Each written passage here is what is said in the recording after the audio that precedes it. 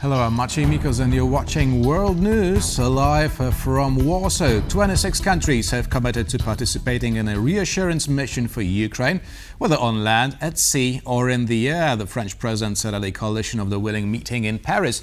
He added that American support for security guarantees for Ukraine would be finalized in the coming days. Poland is represented at the summit by Prime Minister Donald Tusk. However, Warsaw has previously declared that it will not send any troops to Ukraine. Poland's chief diplomat, Radosław Sikorski, is set to meet with US Special Envoy for Ukraine, Kellogg. The spokesperson for the Polish Foreign Ministry said at a briefing on Thursday. Foreign Minister Radosław Sikorski continues his tour of the United States. He's currently in Washington, where he has several important meetings scheduled. These include talks with influential think tanks, media engagements, and meetings with key American officials.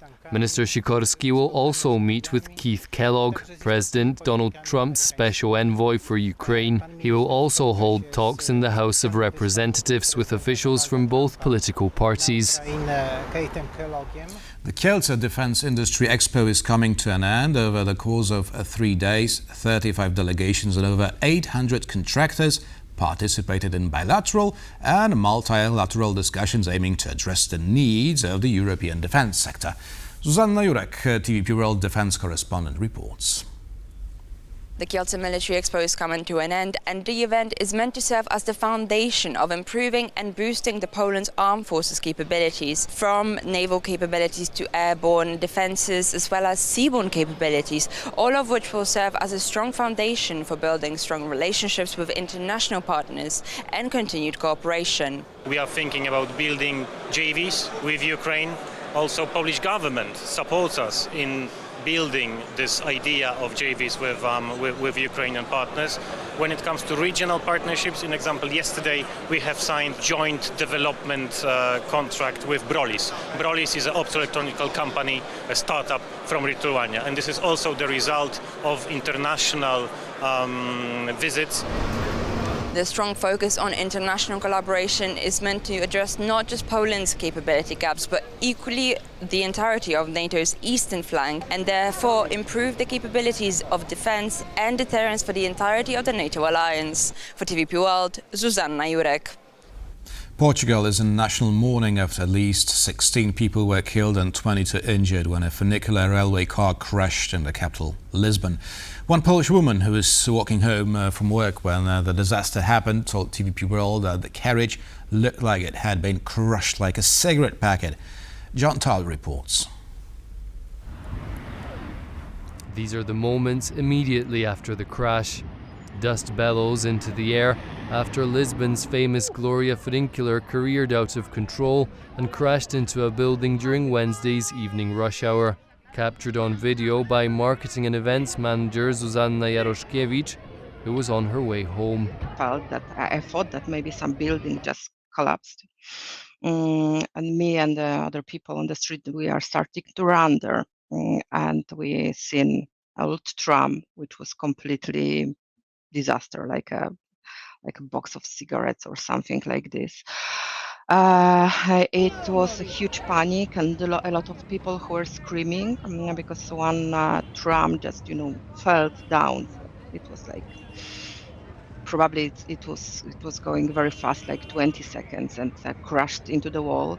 She said there was little movement in the wrecked streetcar. It was like huge silence, so we didn't know if there were people inside or not.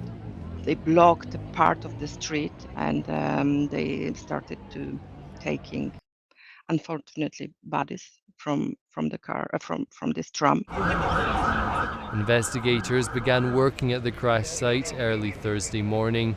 The 140-year-old streetcar was one of the city's top tourist attractions.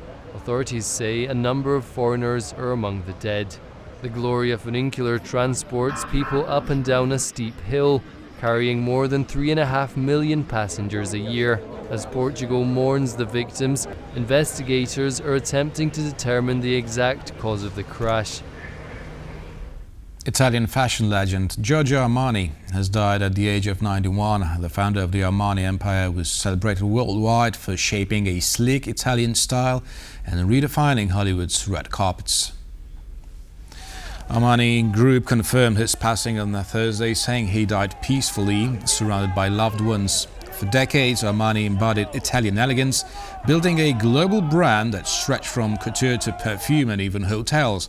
Armani's designs became a Hollywood staple, dressing stars at the Oscars and transforming red carpet fashion.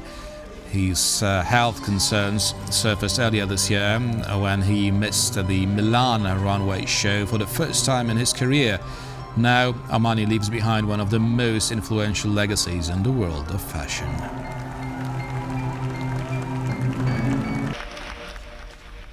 Slovakia has found itself at the bottom of one of the social exclusion metrics tracked by Eurostat. Nearly 2/5 of the country's citizens who are at risk of poverty cannot afford a proper meal every second day. Slovakia is joined in this statistic by Bulgaria and Hungary, where the share of people at risk of poverty not being able to afford a meal crossed the 35% mark. But a closer look at the data tells a different story, with Slovakia doing better under the metric than last year, by almost 5 percentage points. Nevertheless, historically, the share of people not being able to afford a proper meal every second day in the country hovered around 40%. On the other hand, Bulgaria can be seen as a success story in this regard, with the country managing to bring the number of such people down by 30 percentage points over the past decade. When it comes to the Central and Eastern Europe region, Poland sits on the opposite side of the spectrum, with only 6.8% of people at risk of poverty not being able to afford a proper meal. Here, too, the numbers have dropped by more than 20 percentage points in 10 years. And now we look at the new kind of a scam shaking the world of second-hand fashion. On Vinted, one of Europe's most popular resale platforms, some sellers are using artificial intelligence to turn cheap clothes into luxury items with just a few clicks. Buyers are tempted by flawless images, but many end up paying far more than the garment is worth.